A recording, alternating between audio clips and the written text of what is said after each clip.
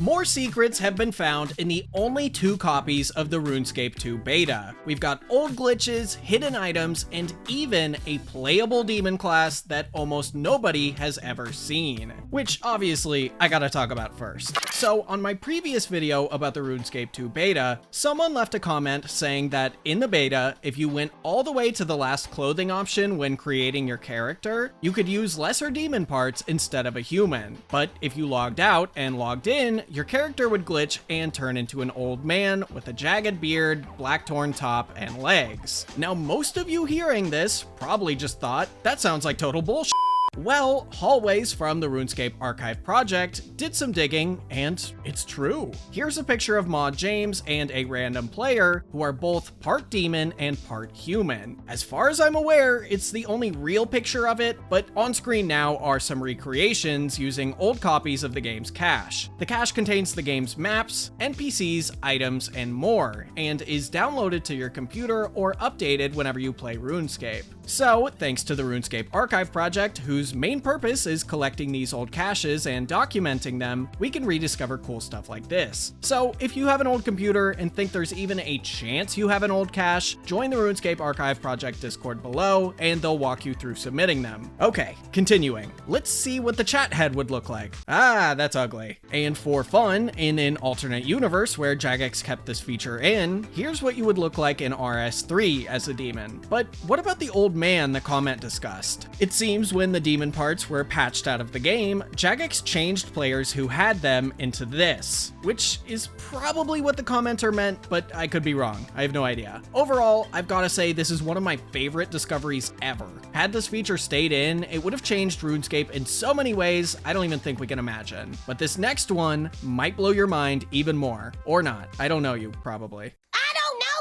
Longtime players probably recognize these guys. The knight is named Tim, and the skeleton is named Crunchy. They were sort of RuneScape's unofficial mascots back in the early RuneScape 2 days. They were featured on the front of the official handbook, concept art, and were most prominently on the game quality selection page. Well, before Tim and Crunchy, there were 2 different characters holding these signs. They were never given names, but it's a knight and a mage. Well, when someone went digging through a beta cache, they discovered an item called Crunchy Staff. Its examine text said avoid contact with eyes. It had the options of NESW, which I assume are the cardinal directions, and it looks a lot like a staff of air. So to keep things simple, I honestly have no clue what it does. But that's not the important part. If we look at those characters who were later replaced by Tim and Crunchy, one is holding a staff. Look familiar? I think that the cherry on top, though, is that in the museum under Falador's party room, there's this display of Tim and Crunchy that I've shown a few times. Well, right behind Crunchy is a barrel with a very similar looking staff. It could just be a coincidence, but I believe this means that the mage on the right could be Crunchy before he became a skeleton.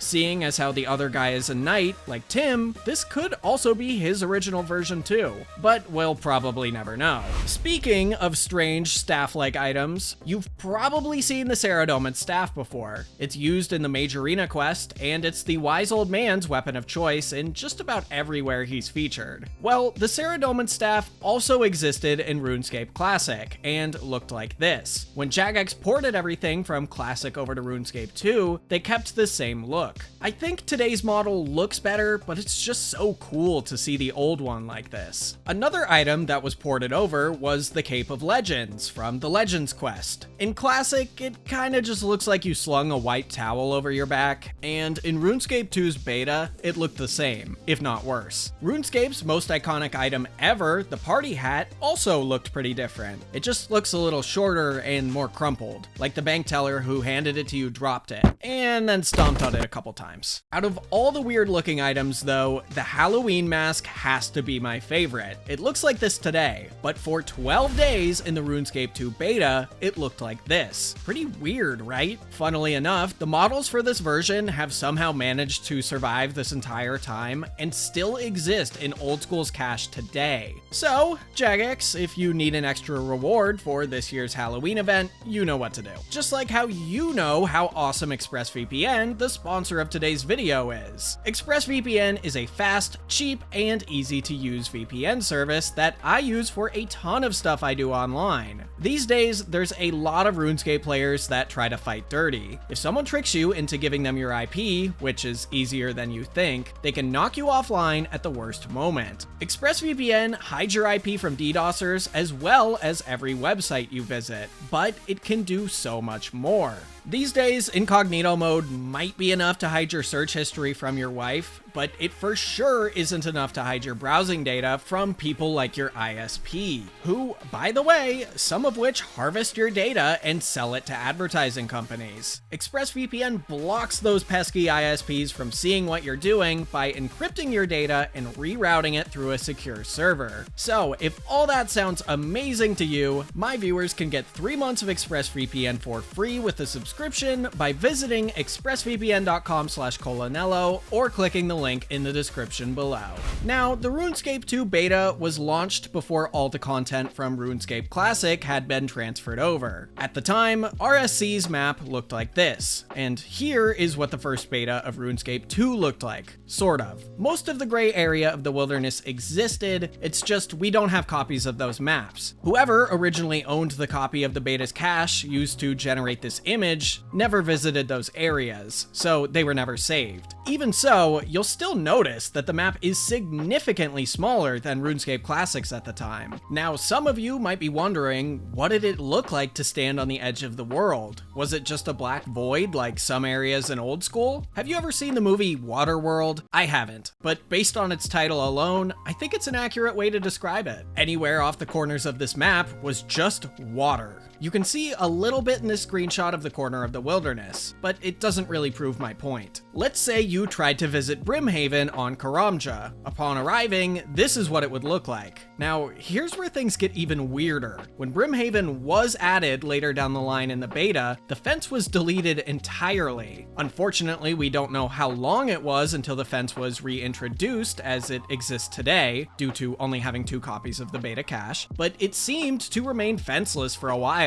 This was likely because the beta was originally members only, so differentiating what was free to play and what wasn't didn't really matter. Speaking of membership, those of you with membership have probably done the Gertrude's Cat quest, a quest where you locate a lost cat and get a kitten of your own as a reward. And not to get off track, if you think about that, it's kind of weird. Like, imagine if your mom lost her car keys, you found them, and then she was like, oh wow, okay, well now that you've found the keys, you're responsible enough for your own car. Anyway, the quest has actually existed since RuneScape Classic, but the kitten mechanics were slightly different. Instead of having a kitten follow you around for everyone to see, it was kept in your inventory and you'd have to use it on things. In fact, if you tried to drop it on the ground like today's pets, it would panic and run away. If you haven't already seen it, here's the sprite for it, which I've gotta say, even though it's only like 3 pixels big, it's absolutely adorable. And when it matured into a cat, it would turn into this sprite. Not gonna lie, kinda like this better than the sort of creepy cat chat heads we have today, but I could see why Jagex didn't keep it. Anyway, for the most part, you could still do everything you do with a cat today, like feed it and catch rats, but it was still a fairly boring pet because it all happened in the inventory. So Jagex decided that in RuneScape 2, your kitten would actually be able to follow you around in the game world. Well, luckily it was in beta, because I don't think they could have predicted what happened next. There was a glitch where if you had the bank interface open, you could right-click and drop your cat. This would spawn your cat behind you, but not actually take the item away. So you could drop as many copies of your cat as you wanted. Eventually, you'd have your own private army of cats following you. If that isn't funny enough, it was also recently discovered in the beta's cache that a lion main item was created for cats, but never released. Perhaps cats were going to be way more customizable than they are today. I'd love to be able to just deck my cat out in some cool dragon armor. Buying GF 15k? Nah, you see my cat, you pay me 15k.